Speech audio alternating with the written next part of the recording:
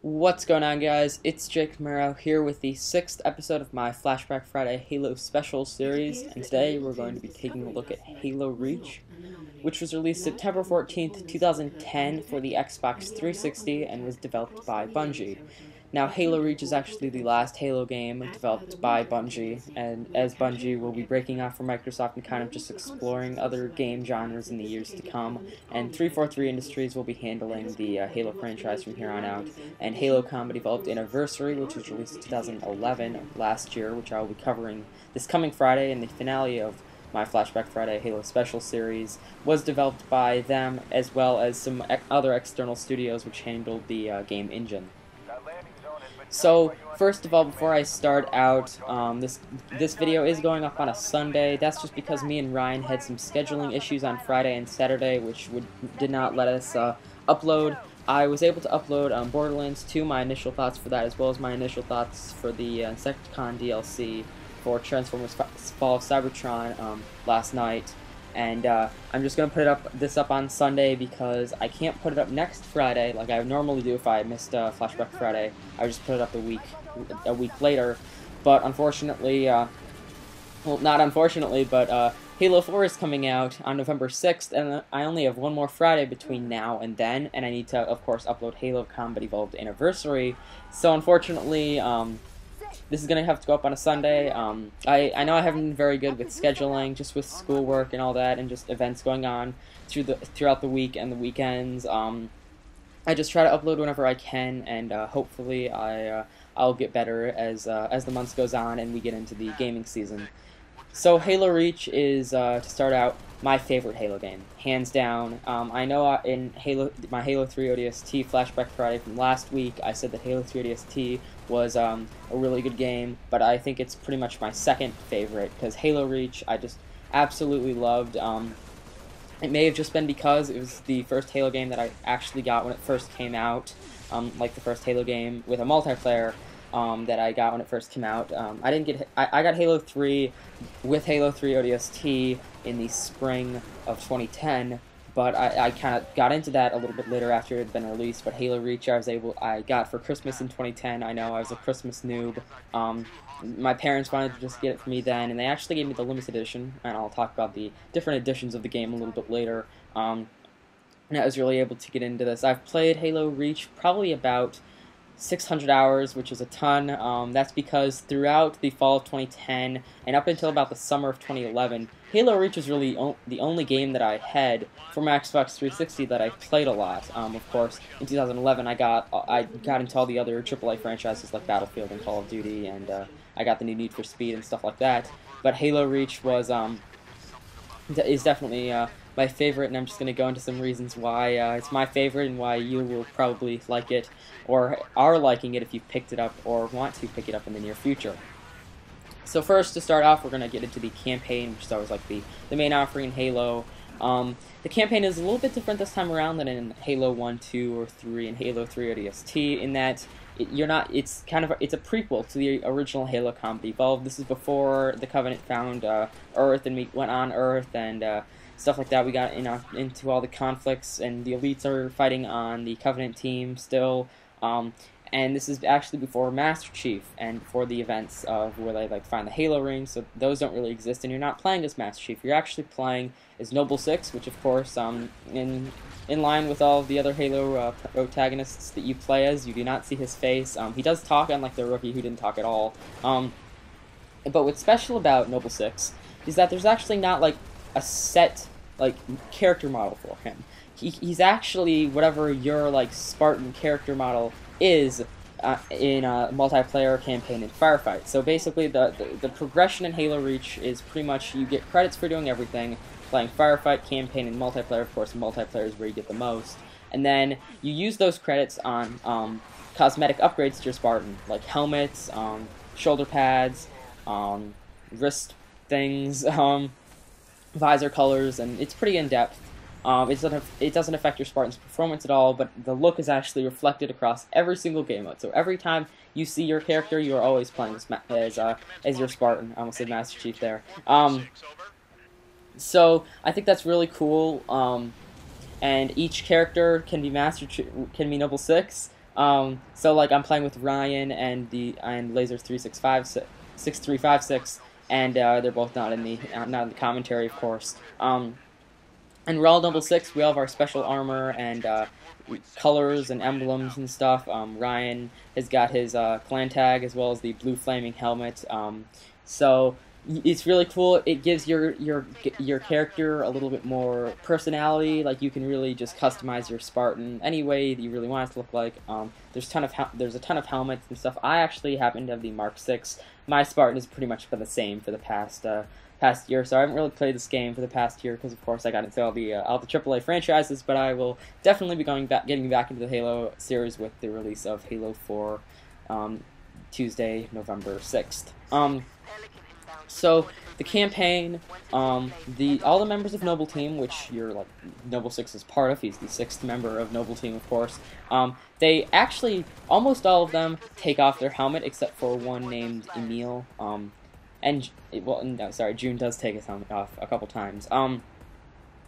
But so you can see them talking. It definitely gives it a little bit more human feel than Halo 3, where you're just Master Chief and just blowing everything up, talking a little bit. It kind of just explores the emotions of each Spartan a little bit more, how they're kind of coping with the whole disaster, and how they're fulfilling their role as like on the team, on Noble Team. And you get to play as them throughout missions. Sometimes you're just playing as one, sometimes you're playing with all of them. And I think that's definitely pretty cool. In this mission, you happen to be playing as Kat for one part and then George for another part. Voice acting is very well done. I definitely really got into it. You also have a lot of other characters. So unlike Halo 3, where you basically had Keyes and Miranda Keyes, you had the Arbiter and Master Chief and Cortana. Those 4 characters pretty much made up the entire story. You had some supporting characters like Sergeant Johnson and stuff. But in Halo Reach, there's tons of supporting characters. You've got all the members of Noble Team, which you kind of see for most of the time, and then you've got tons of Marines and civilians, as well as ODSTs. You have some higher command military personnel, and then you've got the scientist named Dr. Halsey, which you meet in the pretty early levels of the campaign. Right now we're playing Tip of the Spear, which is probably about a third of the way through. We wanted to play Long Night of Souls, which is the next mission, because you actually get to fly this kind of saber gunship in space, but we just decided it was too long to fit the 15 to 20 minute slot that we usually make these episodes. So I think definitely the campaign is worth checking out.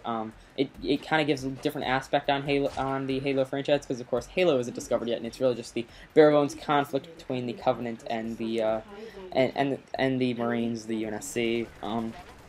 The entire campaign will probably take you on a lower difficulty. The difficulties are, as always, easy, normal, heroic, and legendary. It'll probably take, just on easy or normal, maybe about 4 or 5 hours. Each level's about 20 to a half hour long. Of course, it gets longer if you play legendary, because you have to like kind of shoot each person a little bit more tactically, because you'll die pretty fast.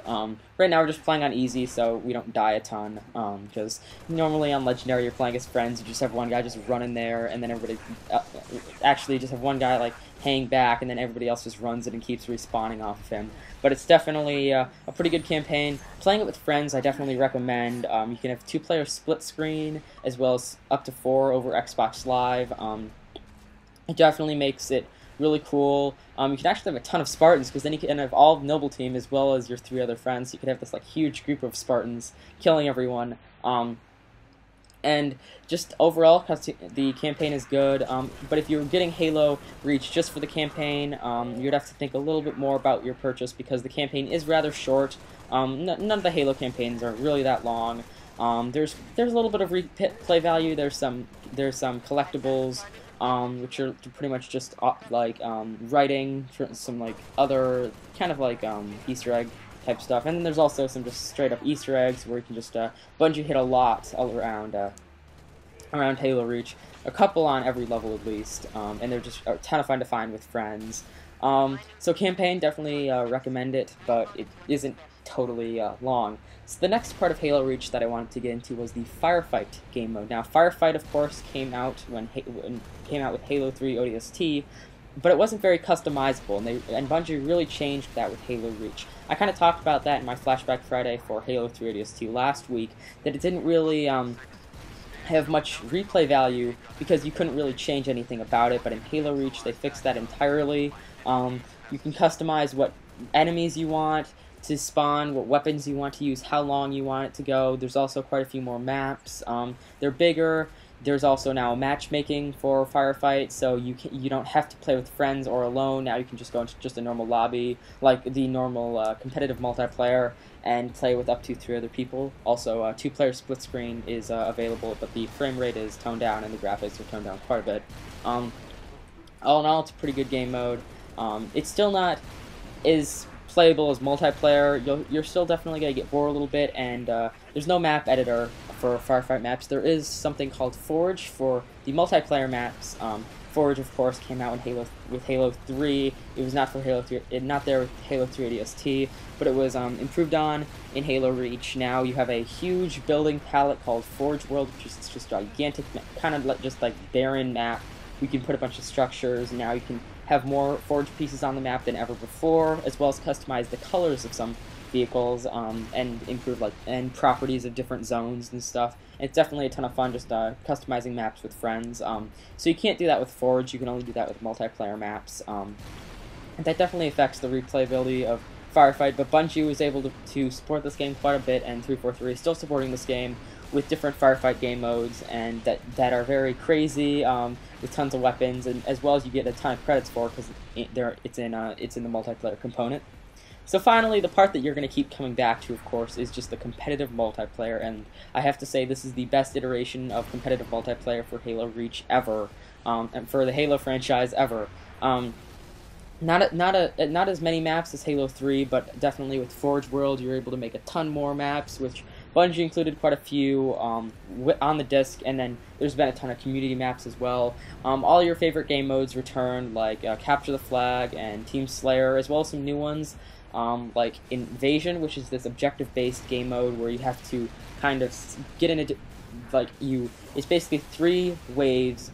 The first is you just stand in this zone for a certain amount of time, then you capture it, then you stand in a zone again to capture another one, and then the final part of it is you have to carry like this core out to a dropship, and sometimes the Spartans are defending, sometimes the elites are defending, and vice versa. Some are attacking. You switch off every time, so you get to play Spartans and elites every game, and the maps are pretty big. You can customize it in Forge for some smaller maps, but really you get quite a few large maps. The only thing I'm a little disappointed about with Invasion is that there's only 3 maps that are really made for Invasion. We've got Boneyard and Spire, which Spire is actually based off of a map that an area of this level that you're about to come to, and then Barnyard, which was introduced in the beta, which is also really fun. And those are the only 2 that actually come on the disc, as well as another one which was added in the Noble Map Pack, which was released a couple months after Halo Reach came out. But you only get 2 on the disc, and then you get 1 more. So I think that Invasion is a good game mode, but it gets a little bit boring because although the maps are big, there's just not that many of them. The game modes all in all are really good. Infection, the really fun game mode from Halo 3 returns, and instead of just being a weekend playlist, it's now an all-day, everyday playlist. And they expanded it with some new different game modes of kind of like versions of it. You've got like Alpha Zombies, which actually like the first 2 or 3 people who spawn as zombies have unlimited sprint. Everybody else has limited sprint. And it's just a lot of fun to play with friends. So just all in all, the game modes are really good, and it kept me coming back over and over. The maps are quite good. Like I said, there's not a ton of them, but each of them has a ton of detail, as well as you can create just hundreds and hundreds of millions of maps through Forge, which are you can play in custom games, and there's some special ones that Bungie chose for just standard playlists in competitive multiplayer. So the multiplayer maps are definitely pretty good. They added some with DLC, which I will talk about in a little while. So finally, some additions to the Spartan. Now, the actual Spartan is very different from the Halo 3 Spartan. First of all, it's very Halo Combat Evolved-like. So there's fall damage, and there's medkits. So you're not as huge as a super soldier like Master Chief in Halo 3 was. as well as some new improvements with these things called armor abilities. Now before in Halo you had equipment which you picked up, which you do not have that in Halo Reach anymore. Everything is actually now an armor ability which you can sometimes pick up. You can pick up in campaign and custom games. In competitive multiplayer you just spawn as a character with a set armor ability, and those can range from jetpack to sprint, which can make you go really fast, which is actually first for the Halo franchise. You have active camo, which is just you can use it as like an armor ability now, as well as drop shield, which is like a bubble shield from Halo 3. So those are definitely pretty cool. You got a barrel roll for the elite, which you can't use as a Spartan, and you can't use sprint for the elite. Of course, you can give them in custom games, but for the normal competitive multiplayer, you cannot do that. The elites and the Spartans are also very different, although in Halo 3, they're pretty much the same. You could play as an elite or a Spartan in any game mode. Now you can only play as them in certain game modes, which is a little bit different. The elite's shields like regenerate and they're slower, but then the Spartans are faster, but their shields don't regenerate. You can play as the elites in game modes like Elite Slayer or the elite side of Invasion, which is pretty cool as well. You can actually, some of the customization, although there's a ton for Spartans, it was actually kind of taken away from the elites, because in Halo 3 you had like their character editor, which didn't have as much as Halo Reach. Now you can only choose an elite from a set of like 5 to 6 set characters, and you can't customize them at all, of course, except for color, which is a little disappointing, but I kind of understand why they did that, because you're not going to be playing as the elite a ton in normal competitive multiplayer matchmaking. So that's pretty much the gist of Halo Reach. There's also, I forgot to mention, a theater mode, which isn't huge, but it returns from Halo 3, and you can upload stuff to your file share. And I actually really like the theater mode because you can use that for like just recording gameplay. Like I think of a gameplay that I put up a really long time ago when my channel was first starting out, before I even switched over to high definition. I could just find a game and then just record it right there without having to actually play as I'm recording, which is pretty nice for a YouTuber like me. And then you can take pictures and also share them with friends, as well as game modes and maps and such. So it's definitely a more social experience. You've got the active roster, which you basically can like just join friends with just a tap of a button, which is different from Halo 3, where you had to invite people to every single like lobby, which is pretty nice. You can definitely just join now, and it's easier and faster to get up and running with friends.